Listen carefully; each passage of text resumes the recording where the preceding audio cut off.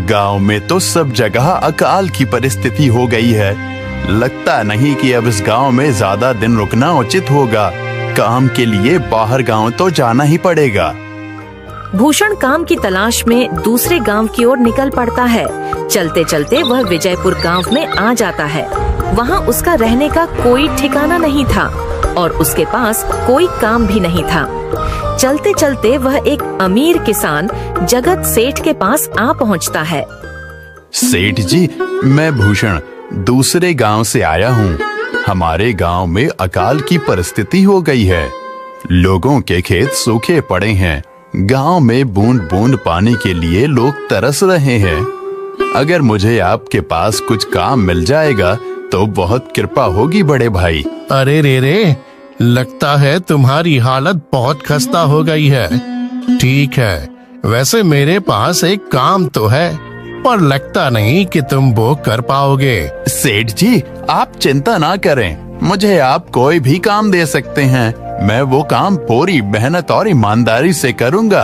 अच्छा ठीक है भूषण, तो कान खोल कर सुन लो।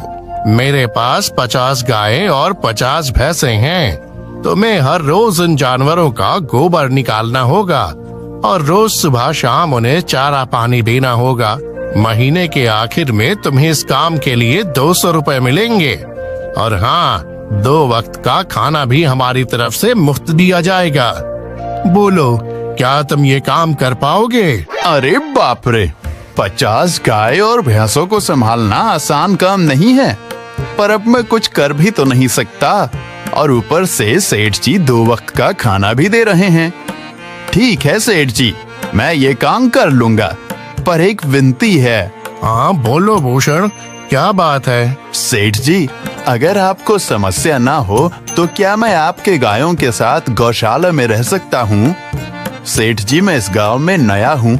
मेरा रहने का कोई ठिकाना नहीं है। जग्गा सेठ थोड़ी देर तक सोचता है और भूषण को ऊपर से नीचे तक देखने के बाद उससे कहता है, ठीक है भूषण, तुम गौशाला में रह सकते हो। जी धन्यवाद सेठ जी। तब से भूषण गौशाला में रहकर अपना काम करने लगता है।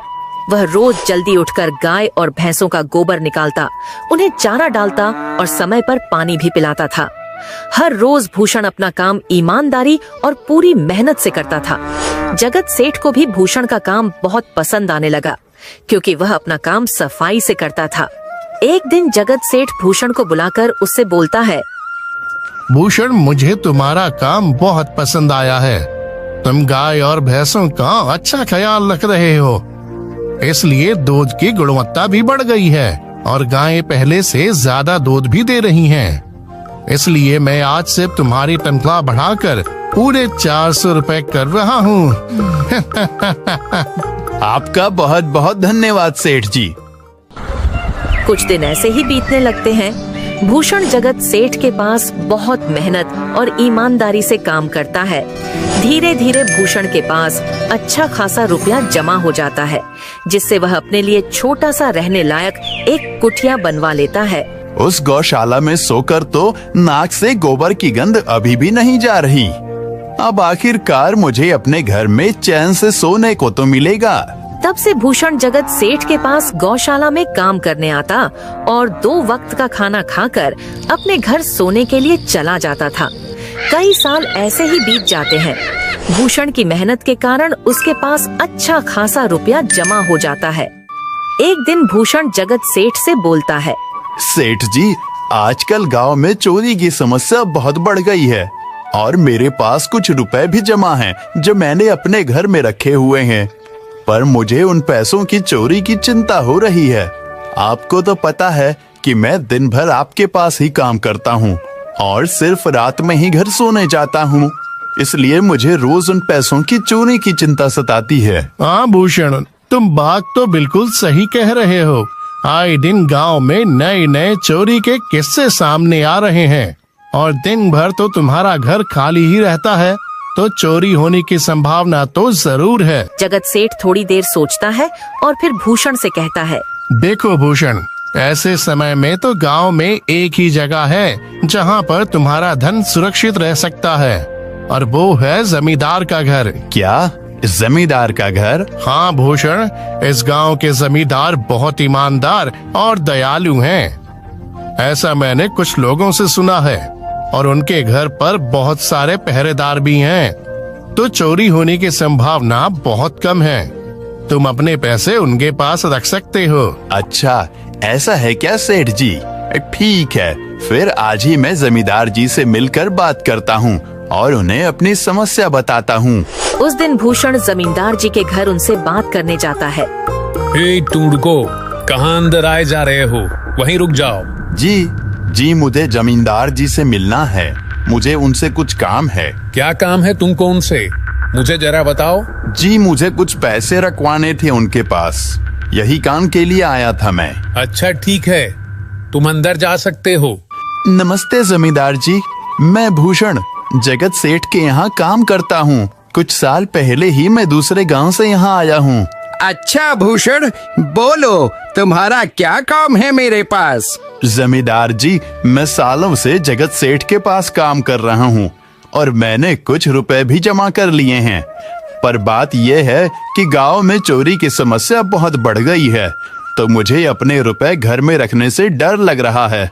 अच्छा, कितने रुपए जमा किए हैं तुमने?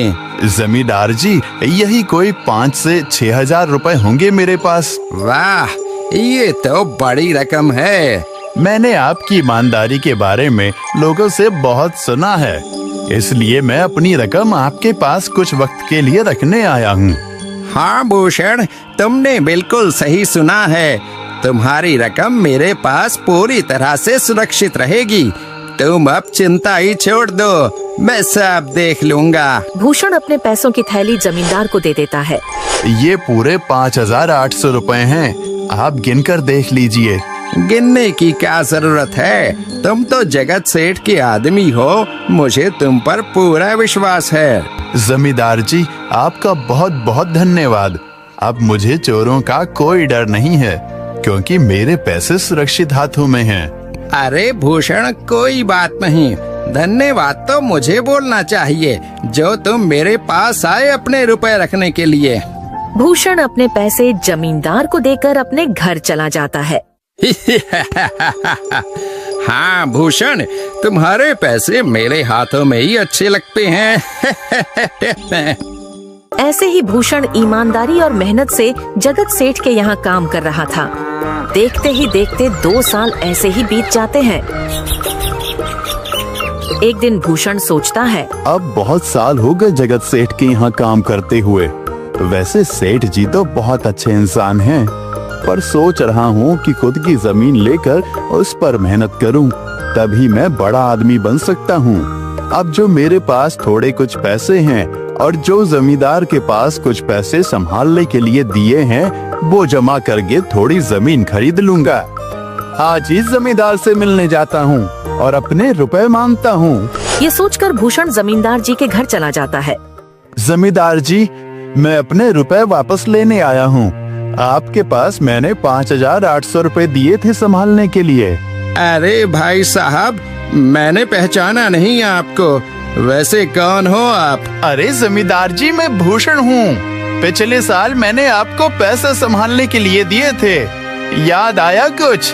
अरे भाई साहब, मेरे पास कितने सारे लोग आते जाते हैं पैसे रखने के लिए, और सभी के साथ मेरा अच्छा व्यवहार होता है। वैसे आपके पास कोई कागजात हैं क्या? क्योंकि मैं हर व्यक्ति से कागज पर ही व्यवहार करता हूँ। किसने कितने पैसे दिए, किसके कितने पैसे रखे हैं, सबका व्यवहार रहता है मेरे पास। जमींदार जी, ये आप क्या बात कर रहे हैं? आपकी ईमानदारी देखकर ही मैंने आपको पैसे दिए थे संभालने के लिए, और आप अब ऐसी बातें कर रहे हैं। कृपया करके मेरे पैसे मुझे वापस कीजिए। हाँ भूषण, मैं ईमानदारी से ही काम करता हूँ, इसलिए तो तुमसे मैं डॉक्यूमेंट्स मांग रहा हूँ। क्या तुम्हें पता नहीं, जब तुम किसी से पैसों का व्यवहार करते हो तो तुम्हें स्टाम्प पेपर पर लिख कर देना पड़ता है। तुम किसी से भी पूछ सकते हो। नहीं जमींदार जी, मैं आपके पैर पड़ता हूँ, कृपया करके मेरे रुपए मुझे दे दीजिए। बड़ी मेहनत से मैंने वो पैसे जमा किए थे, मुझ पर ऐसा अन्याय ना करें। अरे क्या ये झूठ मूठ का रोना धोना लगाया है? लगता है तुम ढोंगी हो और मेरी ईमानदारी और भोलेपन का फायदा उठाकर मुझसे ये रुपए लेने आए हो। रुक, तुझे अभी सबक सिखाता हूँ। जमींदार अपने आदमियों को बुलाकर भूषण की पिटाई करने को कहता है। इसे तब तक मारो जब तक ये बेहोश ना हो जाए। इस 2 कौड़ी के आदमी ने मेरी ईमानदारी पर सवाल उठाया है, इसे छोड़ना मत। जमींदार के आदमी भूषण को डंडे से खूब मारते हैं। फिर भूषण दुखी होकर अपने घर चला जाता है। भूषण के शरीर पर घाव के निशान स्पष्ट दिखाई दे रहे थे।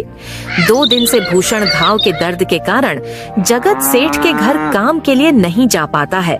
इसलिए अगले दिन जगत सेठ भूषण के पास आ जाते हैं। वह देखते हैं कि भूषण खाट पर सो रहा है और वह बड़ा ही चिंता में नजर आ रहा है। भूषण भाई, तुम 2 दिन काम पर नहीं आए, क्या हुआ भाई? तबीयत ठीक है ना तुम्हारी? कुछ समस्या है क्या? अरे सेठ जी, आप खुद यहाँ आए हो। आप खबर भिजवाते तो मैं खुद चला आता। अरे भूषण, कोई बात नहीं, तुम्हें देखकर लगता है तुम बीमार हो। क्या हुआ है तुम्हें? जगत सेठ, क्या बताऊं, जिस जमींदार के पास पिछले साल मैंने अपने पैसे संभालने को दिए थे, वो आज मुझे पैसे वापस नहीं करना चाहता। वो बहुत लालची इंसान है, वो लोगों को ठग रहा है। और जब मैंने बाद में गिड़गिड़ाना शुरू किया तो उसने डंडे से मार मार कर मेरी पिटाई करवा दी और मुझे वहां से धक्के मार कर निकाल दिया। अरे बाप रे, ये तो बड़ा ही गंभीर विषय है। मैंने तो जमींदार के बारे में अच्छा ही सुना था, पर मुझे भी नहीं पता था कि वो इंसान इतना गिरा हुआ है। तभी मैं सोचूं, हर साल उसकी संपत्ति इतनी ज्यादा कैसे बढ़ रही है। मुझे माफ कर दो भूषण, मैंने ही तुम्हें जमींदार के पास जाने को बोला था। गलती तो मेरी भी है। नहीं जगत सेठ, आप तो मेरा अच्छा ही सोच रहे थे। ये तो उस जमींदार का लालच है। अब लगता नहीं मेरे पैसे उस जमींदार से वापस मिलेंगे भी। भूषण, मेरे पास एक तरकीब है जिससे मैं तुम्हारे पैसे तुम्हें वापस दिला सकता हूँ। जगत सेठ भूषण के कान में सारी तरकीब बताता है। ठीक है सेठ जी, हे ऊपर वाले, ये तरकीब कामयाब होने दीजिए। अगले दिन जगत सेठ बहुत सारे पैसों को एक सूटकेस में भरकर खुद जमींदार के घर जाता है। अरे जगत सेठ, आज आप खुद यहाँ? बोलो भाई, इस गरीब के घर कैसे आना हुआ? हमारा तो ये सौभाग्य है कि आप जैसे धनी आदमी के चरण हमारे घर में लगे हैं। नमस्ते जमींदार जी। अरे जमींदार जी, आप तो मुझे अब लज्जित कर रहे हैं। वैसे मैं कुछ महीनों के लिए दूसरे राज्य में व्यापार करने जा रहा हूँ। मैं ये लगभग 50,000 रुपए लाया हूँ। मुझे डर है कि कहीं ये चोरी ना हो जाए। क्या आप मेरे सारे पैसे अपने पास संभाल कर रख सकते हैं? आपके सिवाय इस गांव में और किसी पर भरोसा नहीं कर सकता। अरे जगत सेठ, ये भी कोई पूछने की बात है? मेरे पास आपके पैसे बिल्कुल सुरक्षित रहेंगे।